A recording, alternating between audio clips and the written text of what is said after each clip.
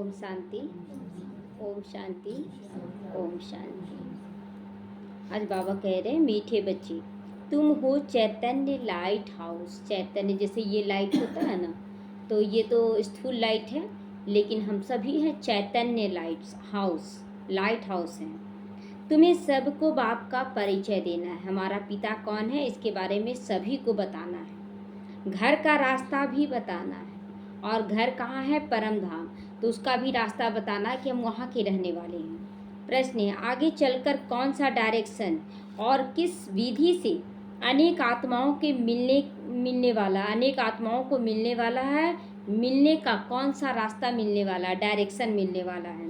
उत्तर, आगे चलकर बहुतों को ये डायरेक्शन मिलेगा कि तुम ब्रह्मा कुमार कुमारियों के पास जाओ तो तुमको ये बैकुंठ का प्रिंस बनने का ज्ञान देंगे। शुरुआत में ऐसा ही हुआ ना, ब्रह्मा बाबा की तन का आधार लेकर जगह जगह सबको साक्षात्कार कराया गया और सभी दौड़ मारे मिलने के लिए कि कहाँ भगवान आया, किन के पास आया है। तो बाबा कहते हैं कि अंतिम में भी यही पाठ चलेगा। यह इशारा उन्हों को ब्रह्मा के साक्षात्कार से मिलेगा, ब्रह्मा के साक्षात्कार से। अक्सर करके ब्रह्मा और श्री कृष्ण का ही साक्षात्कार होता है, पहला और अंतिम, यही दो शरीर का साक्षात्कार होगा। जैसे आदि में साक्षात्कार का ही पाठ चला ना, तो ऐसे ही अंत में भी चलने वाला है सभी आत्माओं को। अब बाबा के बच्चे तो पहचान गए, अनजान आत्माओं को, जो अनजान है उनको ये साक्षात्कार होगा तब तो वो पहचानेंगे। तो बाबा कहता है कि आगे चलकर ऐसा ही पाठ चलने वाला है। ओम शांति। रूहानी बाप बच्चों से पूछते हैं, सबसे तो नहीं पूछ सकते, सारा सवाल सबसे पूछ सकते क्योंकि नॉलेज ही नहीं है कुछ किसी को जो बताएगा। तो नलिनी बेटी से पूछते हैं, नलिनी बहन दीदी वहाँ बैठी हुई थी, यहाँ क्या कर रही हो, किसकी याद में बैठी हो? जवाब मिलता है, बाप की याद में। अच्छा, सिर्फ बाप की याद में बैठी हो या और भी कुछ याद है? क्या क्या याद है आप लोगों को? केवल बाबा को याद कर रहे कि और कुछ याद है? बाबा याद है, बाबा का देने वाला बस ही याद है। बाबा इतना खुशी दे रहा है। तो बाप की याद से तो विक्रम विनाश होंगे। और क्या याद करती हो?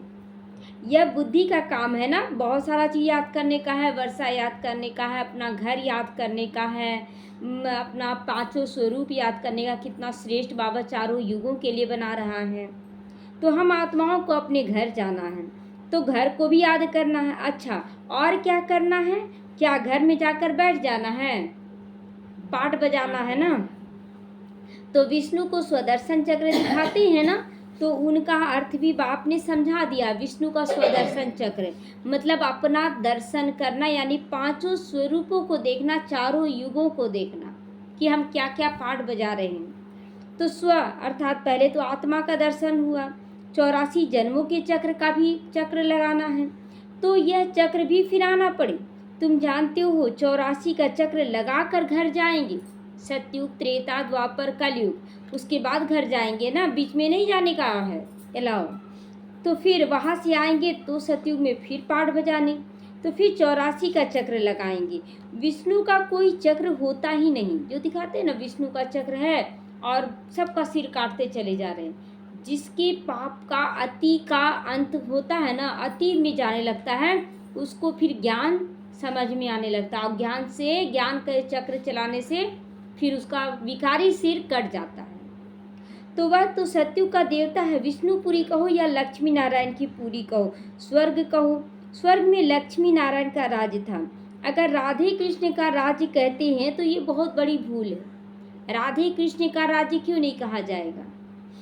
गद्दी में जब बैठते हैं लक्ष्मी नारायण। हाँ, क्योंकि राधे कृष्ण का राज्य तो होता ही नहीं, क्योंकि दोनों अलग अलग रजाई के प्रिंस है, जो उस समय तो दोनों एक में है ही नहीं, एक साथ दोनों, एक उधर का राजकुमार, एक इधर की राजकुमारी, दोनों अलग अलग, तो राजगद्दी कैसे कहेंगे उन दोनों का? जब दोनों का विवाह होगा, दोनों बैठेंगे राजा रानी के रूप में, तब कहेंगे उनकी राजधानी है। तो दोनों ही प्रिंसेज अलग अलग रजाई के हैं। रजाई के मालिक तो फिर स्वयंवर के बाद बनेंगे। तो यह जो विष्णु का चक्र दिया है, यह चक्र तुम्हारा है, ये चक्र विष्णु का नहीं। ये हम विष्णु में लक्ष्मी नारायण दोनों कंबाइंड है, तो वो चक्र थोड़ी घुमाएंगे, वो तो अपना जीवन जिएंगे। चक्र घुमाने का अधिकार हम लोगों को मिला है, नॉलेज हम लोगों को मिला है। तो यहाँ बैठते हो ना जब, तो सिर्फ शांति में नहीं बैठना। शांति में बैठने से आपको नींद आ जाएगा। पांचों स्वरूपों को देखना है, घर को देखना है, बाबा को देखना है, वर्षा भी याद करना। इसीलिए ये चक्र दिया गया है, ये चक्र दिया गया है। बाप कहते तुम लाइट हाउस भी हो, बोलता चलता लाइट हाउस हो। मतलब बोल रहे हैं, कर रहे हैं सारे कर्म, लेकिन एकदम हल्के हल्के हैं। दुनिया को देखते हुए भी मैं आत्मा हूँ और बिल्कुल हल्की हूँ। एक आँख में शांति धाम और एक आँख में सुख धाम समाया हुआ है। शांति भी चाहिए और सुख भी चाहिए, दोनों चाहिए। तो दोनों ही धाम समाया हुआ है, दोनों को याद करना पड़ता है। याद से पाप कटेंगे बाबा को, घर को याद करने से घर में चले जाएंगे, और चक्र को याद करने से 84 का चक्र हमारा बहुत अच्छा हो जाएगा। तो सारे चक्र की नॉलेज तो तुमको मिल गई है। 84 का चक्र लगाया है। अब ये अंतिम जन्म है मृत्यु लोक में। ये मृत्यु लोक में अंतिम हमारा जन्म चल रहा है। नई दुनिया को कहा जाता अमर लोक। अमर अथवा सदैव जीते रहते हो। अमर लोक माना सदा जीते रहते हो। तो जब मैं आत्मिक स्थिति में हूँ तो मैं मरी ही नहीं। मरते कब हैं? जब देवभान में रहते हैं। तो अमर लोक में जाने के लिए पहले आत्मिक स्थिति का अभ्यास करना है। तो तुम कभी भी मरते नहीं हो, आत्मा के लिए कहा जा रहा है। यहाँ तो बैठे बैठे अचानक मृत्यु हो जाती है ना। अचानक बोलते वो शरीर छोड़ दिया, आज वो शरीर छोड़ दिया तो मर गया, डायरेक्ट लोग कहते हैं। लेकिन आत्मा चली गई, शरीर यही है, तो मरा कौन? आत्मा निकली तो शरीर बेजान हो गया, बस इतना ही अंतर है। लेकिन अचानक होता है तो उसको कहा जाता है मृत्यु, जो अपनी इच्छा से ना हो। बीमारियां आदि होती हैं, वहाँ मरने का डर भी नहीं, बीमारियां भी नहीं, क्योंकि अमर लोक है वहाँ। तुम बूढ़े भी होते हो ना, तो भी ज्ञान है कि हम गर्भ महल में जाकर प्रवेश करेंगे। यहाँ पर अगर बूढ़े भी बैठे हैं तो अब तो महसूस होता है ना कि हम जब जाएंगे ये शरीर छोड़ के तो हम गर्भ महल में जाएंगे, कर्म भोग में नहीं जाएंगे। तो अभी जाते हो गर्भ जेल में, वहाँ तो गर्भ महल होता है। वहाँ पाप तो करते ही नहीं जो सजा भोगनी पड़े। कहीं भी सजा नहीं, चाहे अंदर चाहे बाहर, कहीं सजा नहीं है वहाँ। यहाँ तो पाप करते हो, जिस कारण सजा भोग कर बाहर निकलते हो, फिर पाप करने लग जाते हो, फिर से पाप। मतलब पाप करके जाते हैं तो गर्भ जेल में सजा खाएं, फिर बोलते हैं हम पाप नहीं करेंगे, फिर जब बाहर आते हैं तो फिर पाप शुरू हो जाता है। तो यह है पाप आत्माओं की दुनिया। यहाँ तो दुख ही दुख होता है, वहाँ दुख का नामो निशान नहीं होता है। कितना अंतर है सत्युग में। क्यों नहीं जाना चाहिए? जाना तो सबको चाहिए। तो एक आंख में शांति धाम याद करो, दूसरी आंख में सुख धाम। भल तुम जाकर जन्म जन्मांतर जब तप आदि करते आए हो, परंतु यह ज्ञान तो नहीं था ना। जब तक पूजा पाठ तो किए, लेकिन सत्य ज्ञान तक नहीं पहुँचे। मैं आत्मा हूँ और मुझे पाठ बजाना है। अपने श्रेष्ठ कर्मों से अपना भाग्य बदला जाता है। तो वह भक्ति अंधियारा है, उसमें कोई युक्ति भी नहीं मिलती ना कि ऐसे तुम सतो प्रधान बन सकते हो। कुछ कोई बताने वाला ही नहीं रहता, क्या करे, बस जो अच्छा लग रहा करते चले जा रहे हैं। तो कोई भी नहीं जानता तो बताएगा कौन? कोई जानता ही नहीं तो बताएगा कौन? बस सुना है श्री कृष्ण भगवान उवाच, दे सहित दे के सारे धर्म छोड़ो। बोलते ना यदा यदा ही धर्मस्य, तो मतलब सारे धर्म छोड़ो, सभी धर्मों का विनाश होने वाला। कौन सा धर्म छोड़े? देवता धर्म तो छोड़ देते हैं, वो नहीं, कौन सा धर्म छोड़ना है तो क्या करते हैं? देह का धर्म कौन सा छोड़ देते हैं? मतलब घर गृहस्थ को छोड़ देते हैं वो लोग। अब यहाँ पर है देह का धर्म का मतलब है कि मैं पति हूँ, ये फीलिंग, मैं पत्नी हूँ, मैं बच्चा हूँ, ये फीलिंग को छोड़ना है। परिवार को नहीं छोड़ना है, सबको लेके चलना है। अंतर हो गया ना। तो यह गीता के अक्षर है जो पढ़कर सुनाते रहते, ऐसे नहीं कहते कि तुम ऐसे बनो, लक्ष्मी नारायण जैसे बनो। लक्ष्मी नारायण तो छोड़कर नहीं गए, वो लोग तो साथ साथ रहे। तो सिर्फ पढ़ते हैं। भगवान ऐसे कहकर गया था, जब आया था तो पतितों को पावन बनाने आया था। बाबा आया है पतितों को पावन बनाने। सिर्फ गीता में परम पिता परमात्मा के बदले श्री कृष्ण का नाम डाल दिया है। अब श्री कृष्ण तो रथी है ना, रथी माना मतलब इस शरीर का मालिक तो है ना वो, उसको तो दूसरे शरीर का लेने का आधार नहीं है कि हम उसका शरीर ले, उसका तो अपना शरीर है। तो उनको रथ चाहिए क्या? श्री कृष्ण को रथ चाहिए? नहीं चाहिए। तो वह तो खुद देहधारी है। श्री कृष्ण का नाम किसने रखा? जैसे छठी होती है ना, तो सबके नाम पढ़ते हैं, तो बाप को सिर्फ शिव कहा जाता है। तुम आत्माएं जन्म मरण में आती हो तो शरीर का नाम बदल जाता है, तो इसलिए शुरुआत में बाबा सबका नाम बदली किया। तो शिव बाबा तो जन्म मरण में आता नहीं, उनका नाम बदली नहीं होता है, वह सदैव ही शिव है। बूरी अर्थात बिंदी जब लिखते हैं तो कहते हैं शिव। बिंदी आत्मा तो है बिल्कुल सूक्ष्म, बिंदी लगा दो ना, ऐसे बोलते हैं ना, मतलब शिव को याद कर लो ना। लेकिन बिंदी का मतलब पहले नहीं जानते थे, ऐसे बहुत कोई बोलता है शिव, बिंदी को भी ना मारवाड़ी लोग भी बोलते हैं शिव। तो आत्मा का अगर साक्षात्कार होता तो किसी को समझ में नहीं आता। अगर बिंदी का साक्षात्कार भी हो जाए तो कोई लाइट होगा, ऐसे बोलते थे, क्योंकि जानकारी नहीं है ना कि वो हमारा पिता है, ऐसा ही है। इसलिए बिंदी का साक्षात्कार ना करा के ब्रह्मा के द्वारा बाबा साक्षात्कार कराता है। तो देवी को देखकर खुश हो जाएंगे। देवी, और भी देवी कैसा, एकदम मुकुट पहनी हुई, ताज पहनी हुई, पूरा पोशाक देवियों की तरह, तब लगेगा हाँ हम भगवान के दर्शन किए। अगर स्वयं ज्योतिर्बिंदु आ जाए ना तो किसी को पता ही नहीं चलेगा कि दर्शन हुआ है। अच्छा, फिर क्या हुआ? अच्छा, दर्शन हो गया, अब क्या देवी देवता बन जाएंगे क्या? नहीं बनेंगे। प्राप्ति तो कुछ भी नहीं, अर्थ भी नहीं साक्षात्कार का, तो इसलिए साक्षात्कार का आस नहीं रखना है। सिर्फ नौंधा भक्ति की, किस लिए? दर्शन किया, उसमें खुश हो जाते, हमको तो देवी का दर्शन मिला, हो गया। अभी लोग बोलते ना पेपर में मेरा नाम छप जाए। अच्छा, पेपर में नाम छप गया और उससे क्या हो गया? 1-2 दिन पढ़े लोग, फिर किनारा, क्या हो गया उससे? लोग इसके पीछे भी माथा मारते रहते हैं। अरे बाबा का जो ज्ञान है उसका संदेश देने के लिए कुछ भी कीजिए, लेकिन ये नहीं कि मेरा नाम हो जाए, पेपर में नाम हो, सबको दिखाए चले मेरा नाम आया है, क्या इससे? ये सब फालतू है। तो बाकी मुक्ति, जीवन मुक्ति की तो बात ही नहीं है ये सब में, ये इन सब बातों में लोग फंस जाते हैं, लेकिन हम लोगों को नहीं फंसना है। तो वह है भक्ति मार्ग। यहाँ तो ज्ञान मार्ग है ना, तो ज्ञान को समझना है। यहाँ अक्सर करके साक्षात्कार होता है ब्रह्मा का, फिर श्री कृष्ण का ही होगा। शिव बाबा का साक्षात्कार उन आत्माओं को होगा जो पहचान रहे हैं, इसलिए उनको होगा। कहेंगे इस ब्रह्मा के पास जाओ तो तुम कृष्णपुरी व बैकुंठ में जाओगे। लक्ष्मी नारायण का भी साक्षात्कार हो सकता है, ऐसे नहीं कि साक्षात्कार हुआ माना सदगति हो गई। मतलब लोग बोलते हैं हमको ऐसा दिखा, दिखने से क्या हो जाएगा? आपका पुरुषार्थ आपको नंबर 1 तक ले जाएगा। साक्षात्कार से कुछ नहीं, वो तो आपको विश्वास दिलाया जा रहा है कि देखो हम आए हुए हैं, ऐसा तुमको बना रहे हैं, बस, और कुछ भी नहीं है। तो यह तो सिर्फ इशारा मिलता है कि हम आए हुए हैं, आ जाओ, यहाँ पर आ जाओ। आगे चलकर बहुतों को साक्षात्कार होगा, डायरेक्शन मिलेगा। तुम्हारा त्रिमूर्ति भी अखबार में पढ़ता है, ब्रह्मा कुमारियों का नाम भी पढ़ता है, तो ब्रह्मा का ही साक्षात्कार होगा। इनके पास जाने से तुमको यह बैकुंठ का प्रिंस बनने का ज्ञान देंगे। ये उनकी बुद्धि को टच किया जाएगा, बोला जाएगा कि तुम इनके पास जाओ तो तुमको बैकुंठ का प्रिंसेस बनने का ज्ञान दिया जाएगा।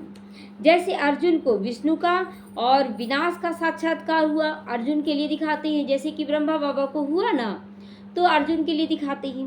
बाप कहते हैं तुमको कमल फूल के समान बनना है। कल भी बाबा यही चीज़ बोला ना वरदान में कि कमल फूल के समान न्यारे और प्यारे बनो, छोड़ना नहीं है।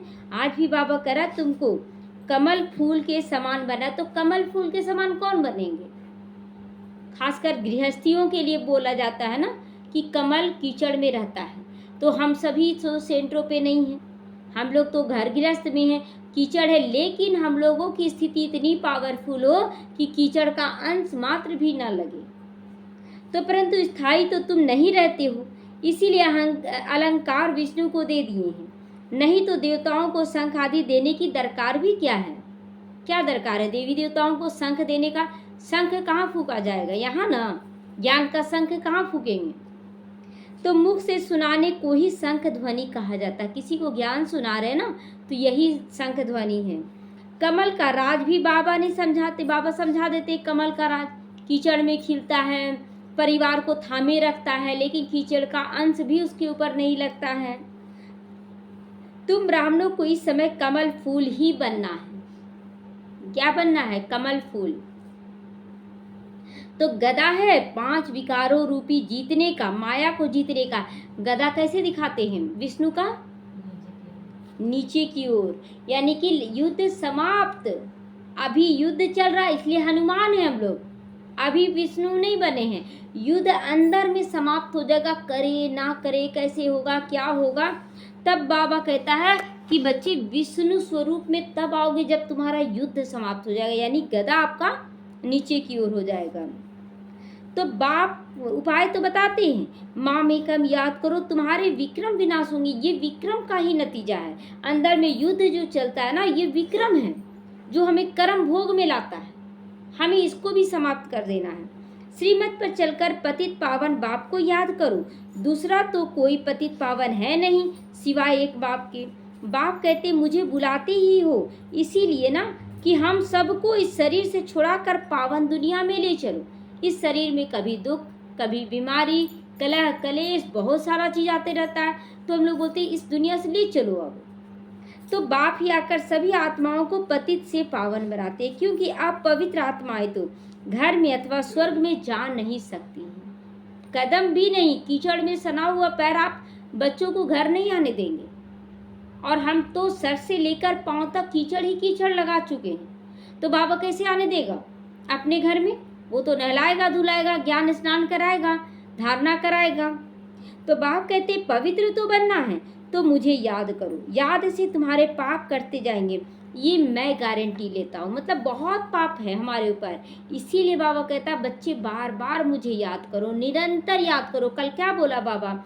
स्नान करते याद करो, भोजन करते याद करो, चलते फिरते याद करो, सोते हुए याद करो, हर वक्त याद करो।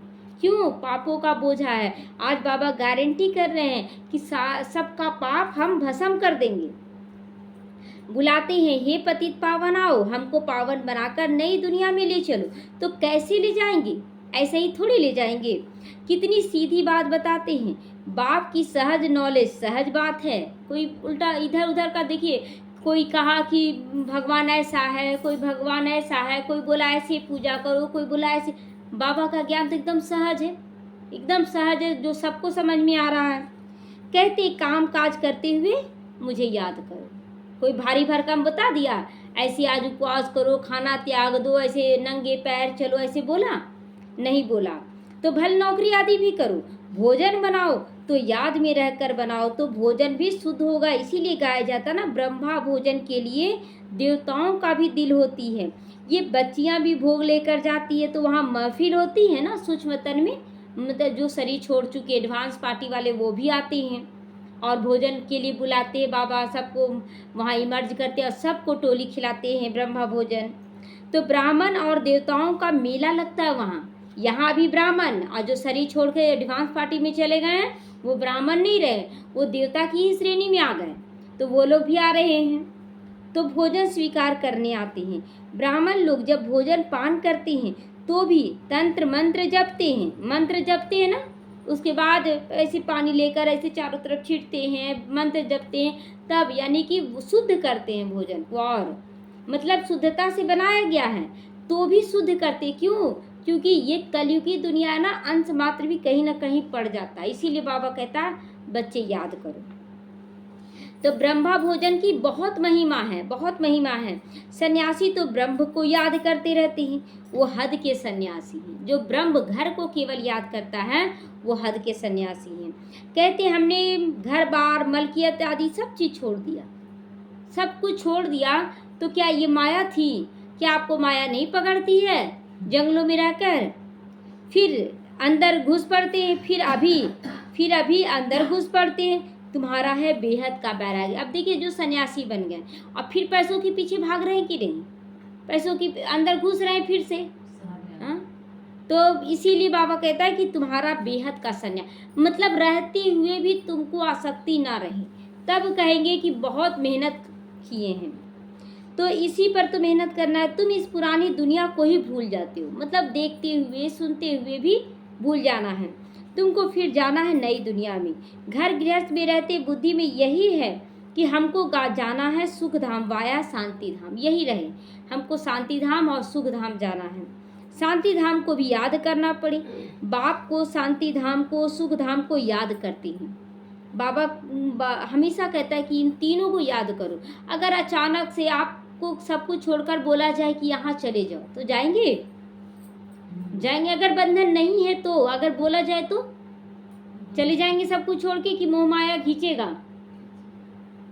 खींचेगा, यानी कि आप अभी नहीं बने हैं, तो नहीं खींचना चाहिए। कहीं भी बाबा ले जाए, हाँ जी करना है। तो यह हमारा बहुत जन्मों का अंत का जन्म है और इसे सफल करना है। 84 जन्म पूरे हुए, सूर्यवंशी से चंद्रवंशी, वैश्य से सूर्यवंशी बन गए। वे लोग तो कहते आत्मा सो परमात्मा। आत्मा को कोई लेपछेप नहीं लगता, क्योंकि आत्मा ही परमात्मा है। बाप कहते यह भी उन्हों का उल्टा अर्थ है। आत्मा सो परमात्मा नहीं है, मतलब बड़ा भाई है तो बाप समान बन जाता है पालना करते करते, तो वही बोलते हैं आत्मा सो परमात्मा, मतलब भाई बाप नहीं बन जाता, भाई बाप समान बन जाता है, अंतर है दोनों में। तो बाप बैठ हम सो का अर्थ समझाते हैं कि हम ही शूद्र, हम ही ब्राह्मण, सो फरिश्ता, सो देवता, फिर क्षत्रिय, वैश्य, शूद्र, ये चक्र है, लगाते रहते हैं। हम आत्मा परमपिता परमात्मा की संतान हैं। तो पहले पहले हम स्वर्गवासी देवता थे, फिर चंद्रवंशी क्षत्रिय बने। 2500 वर्ष पूरा हुआ तो वैश्य शूद्रवंशी में विकारी बन गए, ये चक्र है। अब हम ब्राह्मण चोटी पे हैं, अब सबसे ऊंची चोटी है, यहाँ बैठे हैं। जैसे 84 की बाजोली खेलते, 84 की बाजोली खेल रहे हैं, यह बाजोली का ज्ञान है, ये बाजोली जीतने का ज्ञान है, फिर हारते हैं, ये बाजोली है। आगे तीर्थों पर जाते थे तो भी ऐसे बाजोली करते हुए निशान डालते जाते थे कि हम इतना ऊंचा बनाए, हम इतना, मतलब पत्थरों का वहाँ बनाते थे लोग, तो नहीं समझ में आता था। वैष्णो देवी में देखते हैं बहुत ज़्यादा, वैष्णो देवी में खास कर देखते हैं कि पत्थर रहता है, उसे 2 तल्ला 3 तल्ला बनाते जाते हैं, कितना ऊंचा बना सकते हैं। तो निशान डालते हुए आगे जाते हैं। अभी तुम्हारा तो सच्चा तीर्थ है शांति धाम और सुख धाम। और कोई तीर्थ जाएंगे? और कोई तीर्थ? अब तो शांति धाम और सुख धाम ही जाएंगे, वही धाम है हमारे लिए सच्चा। तो तुम हो रूहानी पंडे, रूहानी पंडा। पंडा क्या करता है? सबको रास्ता दिखाता है, इधर जाओ इधर जाओ। तो हमें भी रूहानी पंडा बनकर सबको रास्ता दिखाना है। सबको राय देते हो बाप को याद करो तो शांति धाम चले जाओगे।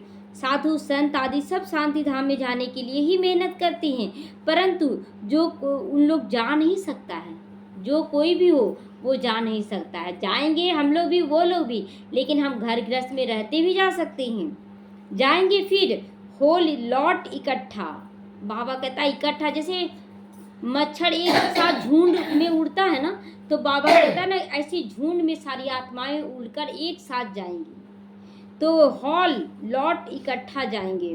बाप ने समझाया है सत्युग में तो बहुत थोड़े होते हैं, फिर वृद्धि होती जाती है। तुम हो स्वदर्शन चक्रधारी, स्वदर्शन, अपना दर्शन करते रहो कि कब कहाँ कैसे थी। देवताएं नहीं करेंगे ये दर्शन, कितना ऊंचा पोस्ट है हमारा, कि देवता भी नहीं करेंगे इसका दर्शन जो हम लोग अभी कर रहे हैं। परंतु इस समय तुम्हारी माया के साथ युद्ध भी चल रही है, युद्ध भी चल रहा, होगा नहीं होगा, सच है कि झूठ है, ये शुरुआत में चलता है। नए नए बच्चे आते हैं ना, उस समय चलता है सही में हम देवी देवता बनेंगे, जिसकी इतनी पूजा कर रहे हैं क्या हम वो बन जाएंगे, ये सब चलता है, लेकिन अब नहीं। तो उस लड़ाई में तो जिसको जोरदार समझते हैं फिर उसके पास जाकर शरण लेते हैं। अभी तुम किसकी शरण लेते हो? किसकी शरण लेते हैं? स्त्री पुरुष दोनों कहते हैं हम शरण पड़ते हैं तेरी। भगवान के आगे जाकर कहते हैं ना, तो मेरा तो एक सी बाबा, दूसरा ना कोई, सब आत्माओं का बाप तो एक ही है ना, उस एक के तुम बच्चे हो। हम सब हैं, चाहे किसी भी जाति हो, धर्म हो, चाहे कोई भी माँ बाप के हो, लेकिन सबका माँ बाप, रूहानी माँ बाप एक ही है, शिव बाबा और ब्रह्मा माँ। साधु संत तो एक नहीं है, साधु संत एक हैं, लेकिन यहाँ पर जितने भी बच्चे आ रहे सब एक है। अनेक भगवान हो जाते हैं वहाँ पर, वो खुद ही भगवान बनकर बैठ जाते हैं, हम भी भगवान तुम भी भगवान। तो जो घर से रूठे वो भगवान फिर तो बड़े बड़े साहूकार करोड़पति भी जाकर उन्हों के शिष्य बन जाते हैं, बनते ही हैं। कितने, अगर भविष्यवाणी लोग बता रहा है जो, उसके पास देख रहे हैं बड़े बड़े लोग भी जाते हैं और भविष्यवाणी ताकि मेरा बता दे, अरे कर्म जब अच्छा कर रहे हैं तो फिर हमको भविष्यवाणी जानने का ज़रूरत ही क्या है। तो और महफिल मनाते हैं, गंदे खान पान की भी महफिल मनाते हैं। तमो प्रधान मनुष्य है ना, हिंदुओं को फिर अपने धर्म का पता ही नहीं रहता। हिंदू भी क्या करते, लोभ लालच के वशीभूत होकर गंदा खान पान खा लेते, अमीरों को देखते हैं बस उसके अनुसार कर लेते हैं। बाप समझाते, तुम तो वास्तव में आदि सनातन देवी देवता धर्म के हो, परंतु अभी पतित बन गए हो, इसीलिए अपने को देवता कहला नहीं सकते हो। पतित हो गए इसलिए देवता नहीं कहला सकते। लेकिन हम लोगों को चाहे हम कहीं भी रहें, हमारा सब कुछ एक रस होना चाहिए, खान पान चाहे जो भी कहीं भी रहें, हमारा आहार विहार सब कुछ सबको आकर्षित करने वाला हो। वह धर्म ही प्राय लोप हो गया, देवी देवता धर्म। मनुष्य कितने विकारी क्रिमिनल आइज वाले हो गए हैं, क्रिमिनल आई हो गया ना, किसी का भी शरीर देख लेते हैं, किसी के अंदर लोभ लालच आ जाता है, अहंकार आ जाता है। तो एक मिनिस्टर बाबा के पास आया था, बोला हमारी तो क्रिमिनल आई जाती है।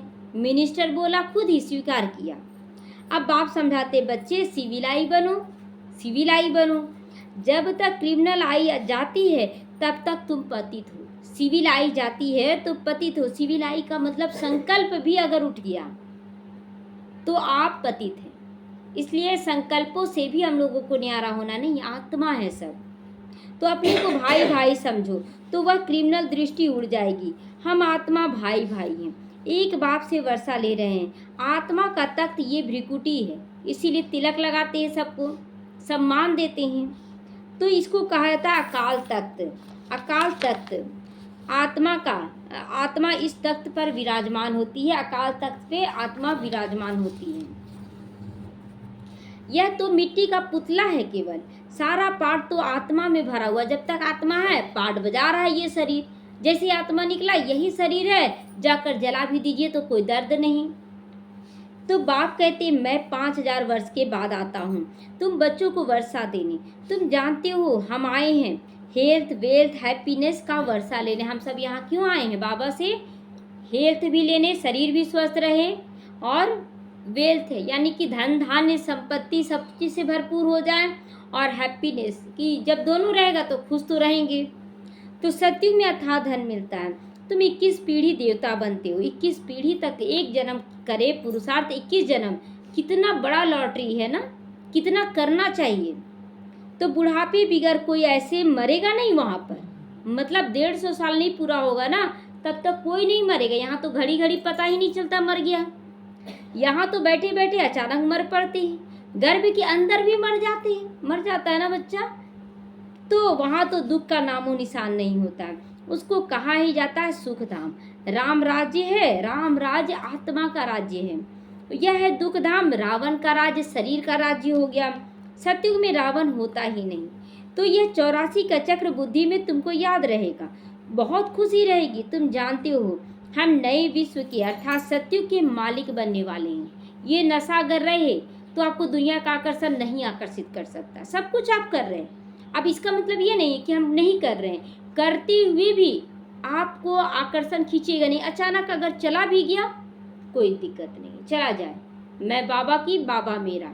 तो ये स्थिति बनाना है, यूज करते हुए भी डिटैच रहना है, कीचड़ में रहते हुए भी कमल रहना है।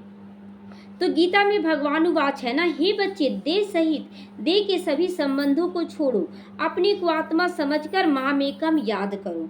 तुम्हारा सच्चा सच्चा खुदा दोस्त वह है, दोस्त है ना। दोस्त से लोग हर तरह का बातें कर लेते हैं, कोई भी बात छुपाते नहीं है दोस्त से। तो खुदा को दोस्त बना लेना है। अल्लाह अवलदीन का नाटक, हातिम ताई का नाटक, इस सब इस समय के हैं, अभी इस समय का है। हातिम ताई का या अलाउद्दीन अल्लाह अवलदीन का कहानी सब इस समय का, कि घिसे और निकल गया फरिश्ता। तो अभी मनुष्य कितना माथा मारते, बच्चे कम पैदा हों, बेहद कबाब कितना कम कर देते हैं, सबको पवित्र बनाकर खुद ही हो गया शांत। सारे विश्व में सतयुग में 9 लाख आबादी जाकर रहती है, सारे विश्व में मात्र 9 लाख, और अभी सारे विश्व में 800 करोड़ से ज़्यादा है। तो बाकी इतने करोड़ों मनुष्य वहाँ होते नहीं, सब मुक्ति धाम शांति धाम में चले जाते हैं। यही तो करामात है बाप की, करामात की बात यही तो है। एक देवी देवता धर्म का फाउंडेशन लगा कर बाकी सब विनाश कर देते हैं। यह 84 का चक्र अच्छी रीति बुद्धि में रखना है। यह स्वदर्शन चक्र है, यही स्वदर्शन, आज स्वदर्शन चक्र फिराने के लिए बाबा बार बार जोर दे रहा है। बाकी चक्र से कोई गला आदि नहीं काटना है, किसी का गला कटता है क्या, किसी का भिखारी गला कटता है ना, तो ये स्थूल गला नहीं काटा जा रहा है। शास्त्रों में तो श्री कृष्ण के लिए हिंसक बातें लगा दी हैं, सब कुछ स्वदर्शन चक्र से मार दिया। यह भी ग्लानि हो गई ना, कितना ग्लानि, अहिंसा परमो धर्म एक तरफ दे रहे हैं उपदेश वो, और दूसरी तरफ उनके द्वारा ही खून खराबा हो रहा है, तो कितना हिंसक बना दिया है। तुम डबल अहिंसक बनते हो, काम कटारी चलाना यह भी हिंसा है। देवताओं को तो पवित्र कहा जाता है योग बल से, जबकि विश्व के मालिक बन सकते हो, तो योग बल से बच्चे क्यों नहीं पैदा हो सकते हैं। बाबा कहता है योग बल से जब हम विश्व के मालिक बनते हैं तो योग बल से बच्चे कैसे नहीं पैदा होंगे, वो भी बच्चे पैदा हो जा रहे हैं। योग का बल ही ना था जो बाबा बोल रहा है कि साक्षात्कार होगा और बच्चे आने लगेंगे, यही इसी ढंग से बच्चे होंगे। तो साक्षात्कार होगा, अब बच्चा होना है, वहाँ पर 35 से 40 साल में शादी होगा, लक्ष्मी नारायण बनेंगे, और 70 साल में फिर अंदर में बुद्धि में आएगा कि अब बच्चा लेना है, बच्चा होगा मेरे अंदर घर में। तो इस ढंग से 70 साल में बच्चा होगा। सोचिए कितना मतलब साल दिया जा रहा है, लंबी आयु है ना, तो बहुत लंबे लंबे समय तक आप इंजॉय करेंगे। तो बाप तो समझते हैं अभी ये पुराना शरीर छोड़ेंगे और golden spoon in the mouth होगा। बाप सोचते हैं मतलब ब्रह्मा बाबा कि बार बार वो कृष्ण का साथ, बाबा कब जाए श्री कृष्ण बन जाए, कब जाए, ऐसा सोचते थे बाबा। तो हम लोगों को क्या इतना नशा है दिन भर कि हम जाएं और देवी देवता बन जाए, कितना वहाँ खुशी होगा। तो तुम भी समझते हो हम अमर लोक में जन्म लेंगे, तो golden spoon in the mouth होगा, इन माउथ होगा, हमारे पास सब कुछ होगा। गोल्डन स्पून इसलिए बोला जा रहा है, सोने की दुनिया होगी ना, उसका अर्थ होता है सब कुछ भरपूर होगा। हाँ, तो गरीब प्रजा भी चाहिए, दुख की कोई बात नहीं होती। गरीब प्रजा का मतलब दास दासी भी चाहिए ना, तो जो पुरुषार्थ नहीं कर रहे हैं तो वो दास दासी का ही रोल अदा करेंगे। तो प्रजा के पास थोड़ी इतना धन माल होता है उतना नहीं होता है उतना। तो बाकी हाँ सुख होगा, सबको सुख होगा, आयु बड़ी होगी, राजा रानी साहूकार प्रजा सब चाहिए ना राजधानी के लिए। अच्छा, मीठे मीठे सीखी लदे बच्चों प्रति माता पिता बाप दादा को याद प्यार और गुड मॉर्निंग। रूहानी बाप की रूहानी बच्चों को नमस्ते। हम रूहानी बच्चों की रूहानी माता पिता बाप दादा को याद प्यार गुड मॉर्निंग और नमस्ते नमस्ते, शुक्रिया बाबा शुक्रिया। धानक लज मुख्य सारे बाप की याद के साथ साथ खुशी में रहने के लिए 84 के चक्र को याद जरूर करना है। बाप को याद करने के साथ साथ खुशी में रहने के लिए अपना 84 का चक्र याद करना है। तो 84 का चक्र कैसे याद करेंगे? 8 जन्म हम सतयुग में लेंगे, 12 जन्म हम त्रेता युग में, दोनों ही युग में हम देवी देवता रहेंगे, याद रखना है।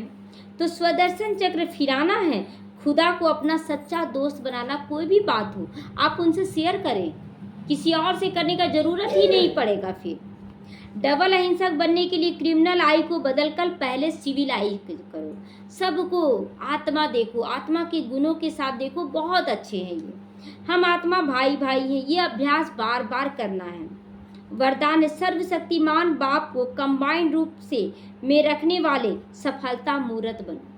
बाबा कहता है ना कि सर्वशक्तिमान को अगर कंबाइंड रूप में रखें, मतलब सदैव साथ रखें, तो सफलता हुआ ही पड़ा है। जिन बच्चों के साथ सर्वशक्तिमान बाप कंबाइंड है उनको उनका सर्व शक्तियों पर अधिकार है, और जहाँ सर्व शक्तियाँ वहाँ सफलता ना हो, ये तो असंभव है, ये हो ही नहीं सकता है। तो यदि सदा बाप से कंबाइंड रहने में कमी है तो सफलता भी कम मिलती है। सदा साथ निभाने वाले अविनाशी साथी को कंबाइंड रखो तो सफलता जन्म सिद्ध अधिकार है, क्योंकि सफलता मास्टर सर्वशक्तिमान के आगे पीछे घूमती है कि कब हम सफलता इसके पास जाएं, कब जाएं। तो इसलिए हमें मास्टर सर्वशक्तिमान बनना है। स्लोगन है सच्चे वैष्णव वो हैं जो विकारी रूपी गंदगी को छूते भी नहीं, विकारों रूपी गंदगी को छूते भी नहीं, यानी संकल्पों से भी नहीं छूते हैं। संकल्प से छूने की, विकारों को कैसे छुएंगे? संकल्प से ही ना। संकल्प हल्का सा भी आया यानी आप टच किए, तो सच्चा वैष्णव नहीं है। तो सच्चा वैष्णव बनने के लिए हमें संकल्प से भी कुछ नहीं सोचना है। ओम शांति।